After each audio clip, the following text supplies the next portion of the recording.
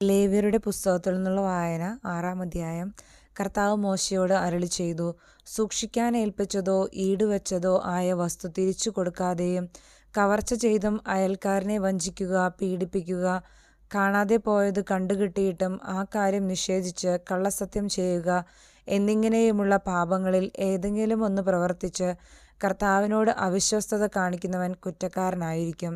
ഒരുവൻ ഇങ്ങനെ പാപം ചെയ്ത് കുറ്റക്കാരനായാൽ അവൻ കവർച്ച കൊണ്ടോ മർദ്ദനത്തിലൂടെയോ കൈവശപ്പെടുത്തിയതും സൂക്ഷിക്കാൻ ഏൽപ്പിക്കപ്പെട്ടതും കാണാതെ പോയി കണ്ടുകിട്ടിയതും കള്ളസത്യം ചെയ്തു നേടിയതും എല്ലാം വിലയുടെ 5-ൽ 1 ഭാഗം കൂട്ടിച്ചേർത്ത് പ്രായശ്ചിത്ത ബലിയുടെ ദിവസം ഉടമസ്ഥന് തിരിച്ചു കൊടുക്കണം.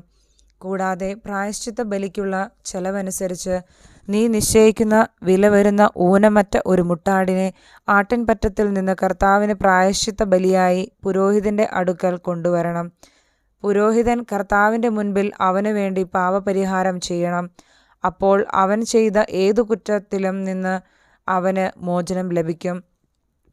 നിരന്തര ദഹനബലി. കർത്താവ് മോശെയോട് അരുളിച്ചെയ്തു, അഹറോനോടും അവന്റെ പുത്രന്മാരോടും ഇപ്രകാരം കൽപ്പിക്കുക, ദഹനബലിക്കുള്ള നിയമം ഇതാണ്. ബലിവസ്തു ബലിപീഠത്തിന്മേലുള്ള അഗ്നികുണ്ഡത്തിൽ രാത്രി മുഴുവൻ പ്രഭാതം വരെ വെച്ചിരിക്കണം. ബലിപീഠത്തിൽ അഗ്നി തുടരെ കത്തിക്കൊണ്ടിരിക്കുകയും വേണം. പുരോഹിതൻ ചണം കൊണ്ടുള്ള വസ്ത്രവും കാൽച്ചട്ടയും ധരിക്കണം.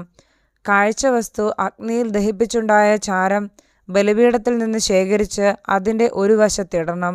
അതിനുശേഷം വസ്ത്രം മാറി വേറെ വസ്ത്രം ധരിച്ച് ചാരം പാളയത്തിന് വെളിയിൽ ശുചിയായ സ്ഥലത്തേക്ക് കൊണ്ടുപോകണം. ബലിപീഠത്തിലെ അഗ്നി കത്തിക്കൊണ്ടിരിക്കണം, അത് കെട്ടുപോകരുത്.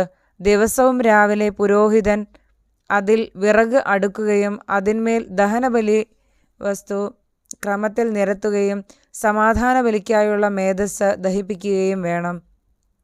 ബലിപീഠത്തിലെ അഗ്നി നിരന്തരം കത്തിക്കൊണ്ടിരിക്കണം, അത് കെട്ടുപോകരുത്. ധാന്യബലി. ധാന്യബലിയുടെ നിയമം ഇതാണ്. അത് അഹറോന്റെ പുത്രന്മാർ കർത്താവിന്റെ സന്നിധിയിൽ ബലിപീഠത്തിന് മുൻപിൽ അർപ്പിക്കണം. പുരോഹിതൻ ധാന്യബലിക്കുള്ള നേരിയ മാവിൽ നിന്ന് 1 കൈ മാവും അതിനുള്ള എണ്ണയും കുന്തുരുക്കം മുഴുവനും എടുത്ത് സ്മരണാംശമായി ബലിപീഠത്തിൽ വെച്ച് കർത്താവിന് പ്രീതികരമായ സൗരഭ്യമായി അർപ്പിക്കണം. ശേഷിക്കുന്നത് അഹറോനും പുത്രന്മാരും ഭക്ഷിക്കണം. വിശുദ്ധ സ്ഥലത്ത് വെച്ച് പുളിപ്പില്ലാത്ത അപ്പമുണ്ടാക്കി വേണം അത് ഭക്ഷിക്കാൻ. സമാഗമ കൂടാരത്തിന്റെ അങ്കണത്തിൽ വെച്ച് അവർ അത് ഭക്ഷിക്കണം. അത് പുളിപ്പ് ചേർത്ത് ചുടരുത്. എൻ്റെ ദഹനബലികളിൽ നിന്ന് അവരുടെ ഓഹരിയായി ഞാൻ അത് കൊടുത്തിരിക്കുന്നു.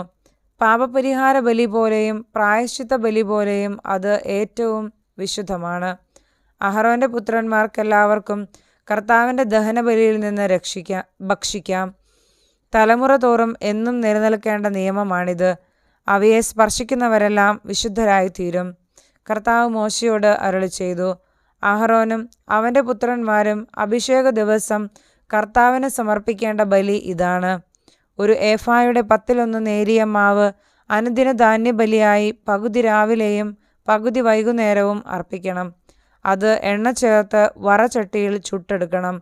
അത് നന്നായി കുഴച്ച് ചുട്ട് കഷണങ്ങളാക്കി ധാന്യബലി പോലെ കർത്താവിന് പ്രീതികരമായ സൗരഭ്യമായി അർപ്പിക്കണം.